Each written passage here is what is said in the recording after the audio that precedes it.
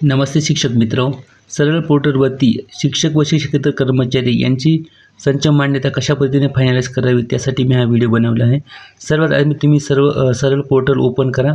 सरळ portal open झाल्यानंतर त्यामध्ये student portal, school portal, staff portal, संस्था पोर्टल, आरटी ॲडमिशन ये टॅब दिसतील। त्यानंतर तुम्हाला संच मान्यतेचा टॅब दिसेल। संच मान्यतेचा टॅब दिसल्यानंतर त्या टॅबवरती क्लिक करा।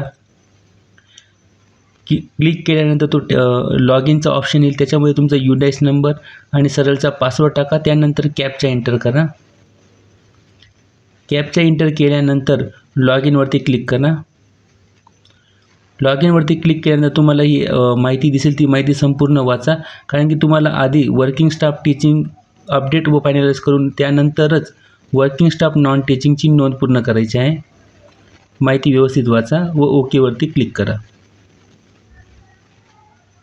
ओकेवरती क्लिक केल्यानंतर वर्किंग पोस्ट या टॅबमध्ये या। वर्किंग स्टाफ टीचिंगवरती या। त्यानंतर इथं बघा मीडियम विचारलेले, मीडियम तिथं मराठी करा। मराठीवरती आपल्याला क्लिक करायचे। मराठी केल्यानंतर इथं तुम्हाला आता जे तुमचे कार्यरत शिक्षक आहेत किंवा मुख्याध्यापक आहेत त्यांची इथं नोंद करायची। आमच्या शाळेमध्ये मुख्याध्यापक नाही म्हणून मी 0 केलं। पदवीधर शिक्षक 2, प्राथमिक शिक्षक 5। नंतर ही माहिती अपडेट करायची आपल्याला। माहिती अपडेट केल्यानंतर तिथं येईल की डेटा अपडेटेड सक्सेसफुली। त्यानंतर तुम्हाला जर परत खात्री करायची असेल तर मराठीवरती क्लिक करा, मीडियम मराठीवरती।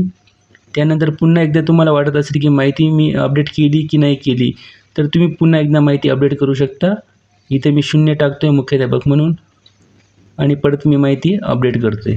माहिती पूर्ण अपडेट केल्यानंतर तुम्ही जेव्हा मराठीवरती पुन्हा क्लिक करणार तुम्हाला दिसेल की तुमची माहिती अपडेट झालेली आहे। माहिती अपडेट झाल्यानंतरच तुम्हाला फायनलाइज करायची। ओकेवरती क्लिक करा।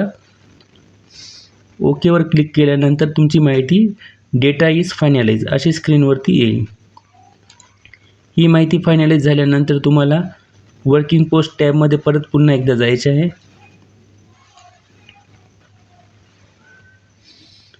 तर वर्किंग पोस्ट मध्ये आता टीचिंग स्टाफची जी माहिती फायनलाइज झालेली आहे त्यानंतर नॉन टीचिंगमध्ये आपण येऊया। नॉन टीचिंगमध्ये इथं ऑलरेडी काहीच नल आहे म्हणजे 0 आहे, तर तरी तुम्ही एकदा 0 टाकून ती माहिती अपडेट आणि फायनलाइज करू शकता।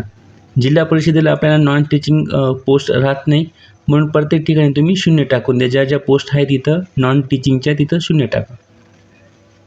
लायब्ररीयन असेल किंवा लायब्ररीयन पार्ट टाईम असेल, क्लास 4 एम्प्लॉई असेल, नायक असेल, लॅब अटेंडंट असेल, तिथं 0 करा।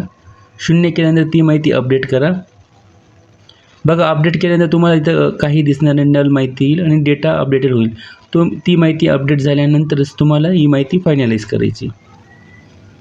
व ही माहिती आता फायनलाइज बटनावरती तुम्ही क्लिक केल्यानंतर तुमची टीचिंग आणि नॉन टीचिंगची जी पण संच मान्यतेची माहिती आहे ती फायनलाइज होऊन जाईल। धन्यवाद।